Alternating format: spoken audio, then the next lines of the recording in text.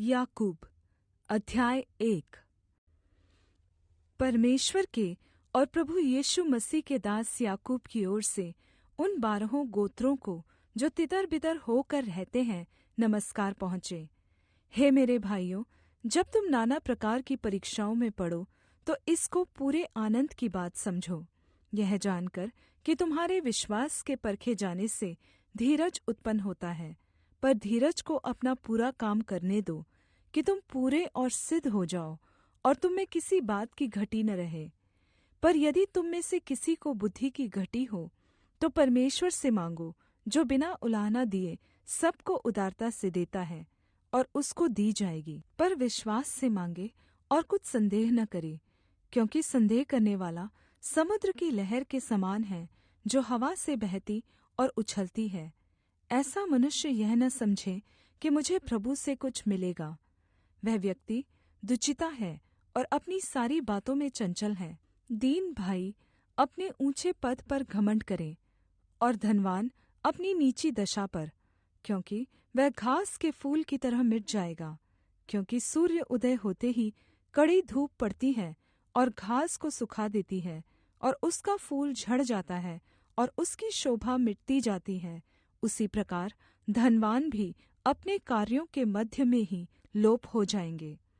धन्य है वह मनुष्य जो परीक्षा में स्थिर रहता है, क्योंकि वह खरा निकलकर जीवन का वह मुकुट पाएगा, जिसकी प्रतिज्ञा प्रभु ने अपने प्रेम करने वालों को दी है। जब किसी की परीक्षा हो, तो वह यह न कहे कि मेरी परीक्षा परमेश्वर की ओर से होती है, क्योंकि ना तो बुरी बातों से परमेश्वर की परीक्षा हो सकती है, और न वह किसी की परीक्षा आप करता है, परन्तु प्रत्येक व्यक्ति अपनी ही अभिलाषा में खिंचकर और फंसकर परीक्षा में पड़ता है। फिर अभिलाषा गर्भवती होकर पाप को जनती है, और पाप बढ़ जाता है तो मृत्यु को उत्पन्न करता है। हे मेरे प्रिय भाइयों, धोखा न खाओ, क्योंकि हर एक अच्छा वरदान और हर एक उत्तम दान ऊपर ही से है, और ज्योतियों के पिता की ओर से मिलता है, जिसमें ना तो कोई परिवर्तन हो सकता है और न अदल बदल के कारण उस पर छाया पड़ती है।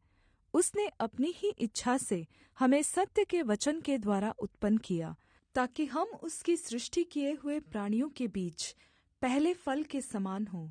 हे मेरे प्रिय भाइयों, यह बात तुम जान लो, हर एक मनुष्य सुनने के लिए तत्पर और बोलने में धीर और क्रोध में धीमा हो, क्योंकि मनुष्य का क्रोध परमेश्वर के धार्मिकता का निर्वाह नहीं कर सकता है। इसलिए सारी मलिनता और बैरभाव की बढ़ती को दूर करके उस वचन को नम्रता से ग्रहण कर लो, जो हृदय में बोया गया और जो तुम्हारे प्राणों का उद्धार कर सकता है। परन्तु वचन पर चलने वाले बनो, और केवल सुनने वाले ही नहीं, जो अपने आप को धोखा देते हैं।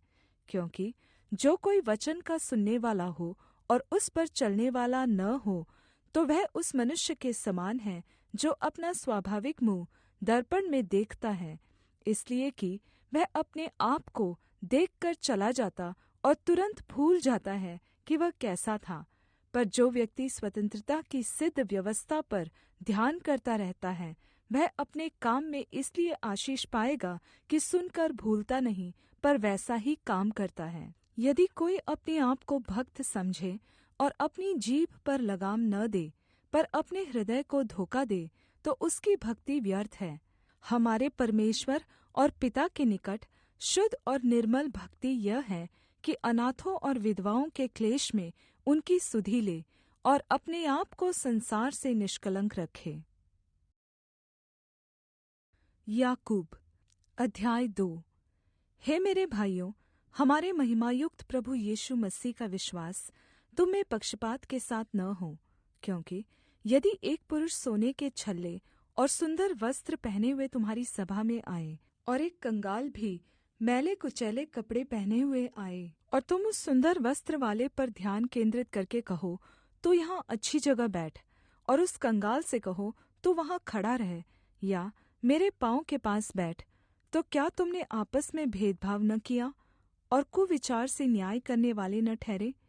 हे मेरे प्रिय भाइयों, सुनो, क्या परमेश्वर ने इस जगत के कंगालों को नहीं चुना कि वह विश्वास में धनी और उस राज्य के अधिकारी हो, जिसकी प्रतिज्ञा उसने उनसे की है जो उससे प्रेम रखते हैं। पर तुमने उस कंगाल का अपमान किया। क्या धनी लोग तुम पर अत्याचार नहीं करते, और क्या वे ही तुम्हें कचेरियों में घसीट-घसीट कर नहीं ले जाते? क्या वे उस उत्तम नाम की निंदा नहीं करते जिसके तुम कहलाए जाते हो?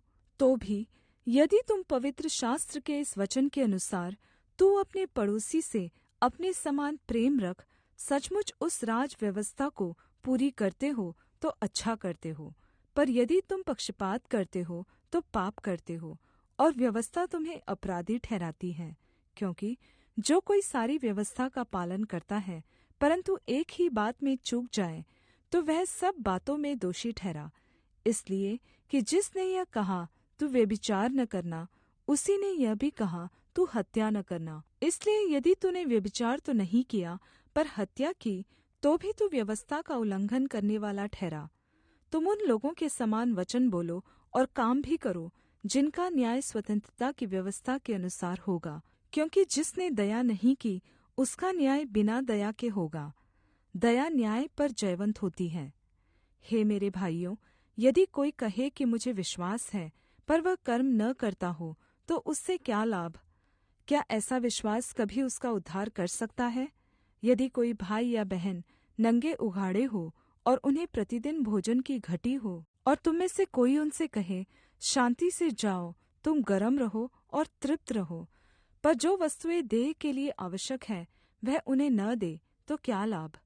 वैसे ही विश्वास भी यदि कर्म सहित ना हो तो अपने स्वभाव में मरा हुआ है। वरन कोई कह सकता है, तुझे विश्वास है और मैं कर्म करता हूँ। तू अपना विश्वास मुझे कर्म बिना दिखा, और मैं अपना विश्वास अपने कर्मों के द्वारा तुझे दिखाऊंगा। तुझे विश्वास है कि एक ही परमेश्वर है, तू अच्छा करता है। दुष्टात्मा भी विश्वास रखते और थरथराते हैं। पर हे निकम्मे मनुष्य, क्या तू यह भी नहीं जानता कि कर्म बिना विश्वास व्यर्थ है? जब हमारे पिता अब्राहम ने अपने पुत्र इसहाक को वेदी पर चढ़ाया, तो क्या वह कर्मों से धार्मिक न ठहरा था? तूने देख लिया कि विश्वास ने उसके कामों के साथ मिलकर प्रभाव डाला है, और कर्मों से विश्वास सिद्ध हुआ, और पवित्र शास्त्र का यह वचन पूरा हुआ, अब्राहम ने परमेश्वर पर विश्वास किया और यह उसके लिए धार्मिकता गिनी गई, और वह परमेश्वर का मित्र कहलाया। तुमने देख लिया कि मनुष्य केवल विश्वास से ही नहीं वरन कर्मों से भी धर्मी ठहरता है। वैसे ही राहाब वेश्या भी, जब उसने दूतों को अपने घर में उतारा और दूसरे मार्ग से विदा किया, तो क्या कर्मों से धार्मिक न ठहरी? जैसे देह आत्मा बिना मरी हुई है, वैसा ही विश्वास भी कर्म बिना मरा हुआ है। याकूब अध्याय 3। हे मेरे भाइयों, तुम में से बहुत उपदेशक न बने, क्योंकि तुम जानते हो कि हम उपदेशकों का और भी सख्ती से न्याय किया जाएगा, इसलिए कि हम सब बहुत बार चूक जाते हैं। जो कोई वचन में नहीं चूकता वही तो सिद्ध मनुष्य है, और सारी देह पर भी लगाम लगा सकता है। जब हम अपने वश में करने के लिए घोड़ों के मुंह में लगाम लगाते हैं, तो हम उनकी सारी देह को भी फेर सकते हैं। देखो, जहाज भी यद्यपि ऐसे बड़े होते हैं और प्रचंड वायु से चलाए जाते हैं, तो भी एक छोटी सी पतवार के द्वारा मांझी की इच्छा के अनुसार घुमाए जाते हैं। वैसे ही जीभ भी एक छोटा सा अंग है और बड़ी-बड़ी डींगे मारती है। देखो कैसे थोड़ी सी आग से कितने बड़े वन में आग लग जाती है। जीभ भी एक आग है। जीभ हमारे अंगों में अधर्म का एक लोक है और सारी देह पर कलंक लगाती है, और भवचक्र में आग लगा देती है और नरक कुंड की आग से जलती रहती है। क्योंकि हर प्रकार के वन पशु, पक्षी और रेंगने वाले जंतु और जलचर तो मनुष्य जाति के वश में हो सकते हैं और हो भी गए हैं, पर जीभ को मनुष्यों में से कोई वश में नहीं कर सकता। वह एक ऐसी बला है जो कभी रुकती ही नहीं। वह प्राणनाशक विष से भरी हुई है। इसी से हम प्रभु और पिता की स्तुति करते हैं, और इसी से मनुष्यों को जो परमेश्वर के स्वरूप में उत्पन्न हुए हैं श्राप देते हैं। एक ही मुँह से स्तुति और श्राप दोनों निकलते हैं। हे मेरे भाइयों, ऐसा नहीं होना चाहिए। क्या सोते के एक ही मुँह से मीठा और खारा जल दोनों निकलते हैं? हे मेरे भाइयों, क्या अंजीर के पेड़ में जैतून या दाख की लता में अंजीर लग सकते हैं? वैसे ही खारे सोते से मीठा पानी नहीं निकल सकता। तुम में ज्ञानवान और समझदार कौन है? जो ऐसा हो वह अपने कामों को अच्छे चाल चलन से उस नम्रता सहित प्रगट करे जो ज्ञान से उत्पन्न होती है। पर यदि तुम अपने अपने मन में कड़वी ईर्ष्या और स्वार्थ रखते हो तो डींग न मारना और न ही सत्य के विरुद्ध झूठ बोलना। यह ज्ञान वह नहीं जो ऊपर से उतरता है, वरन् सांसारिक और शारीरिक और शैतानी है। इसलिए कि जहाँ ईर्ष्या और विरोध होता है, वहाँ बखेड़ा और हर प्रकार का दुष्कर्म भी होता है। पर जो ज्ञान ऊपर से आता है, वह पहले तो पवित्र होता है, फिर मिलनसार, कोमल और मृदु भाव और दया और अच्छे फलों से लदा हुआ और पक्षपात और कपट रहित होता है, और मिलाप कराने वालों के लिए धार्मिकता का फल शान्ति के साथ बोया जाता है। याकूब अध्याय 4। तुम में लड़ाइयाँ और झगड़े कहाँ से आते हैं? क्या उन सुख विलासों से नहीं जो तुम्हारे अंगों में लड़ते भिड़ते हैं? तुम लालसा रखते हो और तुम्हें मिलता नहीं। तुम हत्या और ढा करते हो और कुछ प्राप्त नहीं कर सकते। तुम झगड़ते और लड़ते हो, तुम्हें इसलिए नहीं मिलता कि मांगते नहीं। तुम मांगते हो और पाते नहीं, इसलिए कि बुरी इच्छा से मांगते हो, ताकि अपने भोग विलास में उड़ा दो। हे व्यभिचारिणियों, क्या तुम नहीं जानती कि संसार से मित्रता करनी परमेश्वर से बैर करना है?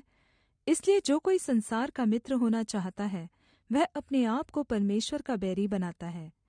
क्या तुम यह समझते हो कि पवित्र शास्त्र व्यर्थ कहता है, जिस पवित्र आत्मा को उसने हमारे भीतर बसाया है, क्या वह ऐसी लालसा करता है जिसका प्रतिफल ढा हो? वह तो और भी अनुग्रह देता है। इस कारण यह लिखा है, परमेश्वर अभिमानियों का विरोध करता है, पर नम्रों पर अनुग्रह करता है। इसलिए परमेश्वर के अधीन हो जाओ और शैतान का सामना करो, तो वह तुम्हारे पास से भाग निकलेगा। परमेश्वर के निकट आओ, तो वह भी तुम्हारे निकट आएगा। हे पापियों, अपने हाथ शुद्ध करो, और हे दुचिते लोगों, अपने हृदय को पवित्र करो। दुखी हो और शोक करो और रोओ। तुम्हारी हंसी शोक में और तुम्हारा आनन्द उदासी में बदल जाए। प्रभु के सामने नम्र बनो, तो वह तुम्हें शिरोमणि बनाएगा। हे भाइयों, एक दूसरे की निंदा न करो। जो अपने भाई की निंदा करता है या भाई पर दोष लगाता है, वह व्यवस्था की निंदा करता है और व्यवस्था पर दोष लगाता है। तो तू व्यवस्था पर चलने वाला नहीं, पर उस पर न्यायाधीश ठहरा। व्यवस्था देने वाला और न्यायाधीश तो एक ही है, जिसे बचाने और नाश करने की सामर्थ्य है। पर तू कौन है जो अपने पड़ोसी पर दोष लगाता है? तुम जो यह कहते हो, आज या कल हम किसी और नगर में जाकर वहाँ 1 वर्ष बिताएंगे और व्यापार करके लाभ उठाएंगे, और यह नहीं जानते कि कल क्या होगा। सुन तो लो, तुम्हारा जीवन है ही क्या? तुम तो मानो धुंध के समान हो, जो थोड़ी देर दिखाई देती है, फिर लोप हो जाती है। इसके विपरीत तुम्हें यह कहना चाहिए, यदि प्रभु चाहे तो हम जीवित रहेंगे और यह या वह काम भी करेंगे। पर अब तुम अपनी डींग मारने पर घमंड करते हो। ऐसा सब घमंड बुरा होता है। इसलिए जो कोई भलाई करना जानता है और नहीं करता, उसके लिए यह पाप है। याकूब अध्याय 5। हे धनवानों, सुन तो लो, तुम अपने आने वाले क्लेशों पर चिल्ला चिल्ला कर रोओ। तुम्हारा धन बिगड़ गया और तुम्हारे वस्त्रों को कीड़े खा गए। तुम्हारे सोने चांदी में काई लग गई है, और वह काई तुम पर गवाही देगी, और आग के समान तुम्हारा मांस खा जाएगी। तुमने अंतिम युग में धन बटोरा है। देखो, जिन मजदूरों ने तुम्हारे खेत काटे, उनकी मजदूरी जो तुमने उन्हें नहीं दी, चिल्ला रही है, और लवने वालों की दुहाई सेनाओं के प्रभु के कानों तक पहुँच गई है। तुम पृथ्वी पर भोग विलास में लगे रहे, और बड़ा ही सुख भोगा। तुमने इस वध के दिन के लिए अपने हृदय का पालन पोषण करके मोटा ताज़ा किया। तुमने धर्मी को दोषी ठहराकर मार डाला, वह तुम्हारा सामना नहीं करता। इसलिए हे भाइयों, प्रभु के आगमन तक धीरज धरो। जैसे किसान पृथ्वी के बहुमूल्य फल की आशा रखता हुआ प्रथम और अंतिम वर्षा होने तक धीरज धरता है, तुम भी धीरज धरो और अपने हृदय को दृढ़ करो, क्योंकि प्रभु का आगमन निकट है। हे भाइयों, एक दूसरे पर दोष न लगाओ, ताकि तुम दोषी न ठहरो। देखो, न्यायाधीश द्वार पर खड़ा है। हे भाइयों, जिन भविष्यद्वक्ताओं ने प्रभु के नाम से बातें की, उन्हें दुःख उठाने और धीरज धरने का एक आदर्श समझो। देखो, हम धीरज धरने वालों को धन्य कहते हैं। तुमने अय्यूब के धीरज के विषय में तो सुना ही है, और प्रभु की ओर से जो उसका प्रतिफल हुआ उसे भी जान लिया है, जिससे प्रभु की अत्यंत करुणा और दया प्रकट होती है। पर हे मेरे भाइयों, सबसे श्रेष्ठ बात यह है कि शपथ न खाना, न स्वर्ग की, न पृथ्वी की, न किसी और वस्तु की, पर तुम्हारी बातचीत हाँ की हाँ और नहीं की नहीं हो, कि तुम दंड के योग्य न ठहरो। यदि तुम में कोई दुखी हो तो वह प्रार्थना करे, यदि आनन्दित हो तो वह स्तुति के भजन गाए। यदि तुम में कोई रोगी हो तो कलीसिया के प्राचीनों को बुलाए, और वे प्रभु के नाम से उस पर तेल मलकर उसके लिए प्रार्थना करे। और विश्वास की प्रार्थना के द्वारा रोगी बच जाएगा, और प्रभु उसको उठाकर खड़ा करेगा। यदि उसने पाप भी किए हो तो परमेश्वर उसको क्षमा करेगा। इसलिए तुम आपस में एक दूसरे के सामने अपने-अपने पापों को मान लो और एक दूसरे के लिए प्रार्थना करो, जिससे चंगे हो जाओ। धर्मी जन की प्रार्थना के प्रभाव से बहुत कुछ हो सकता है।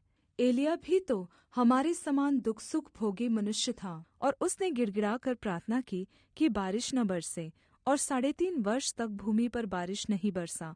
फिर उसने प्रार्थना की तो आकाश से वर्षा हुई और भूमि फलवन्त हुई।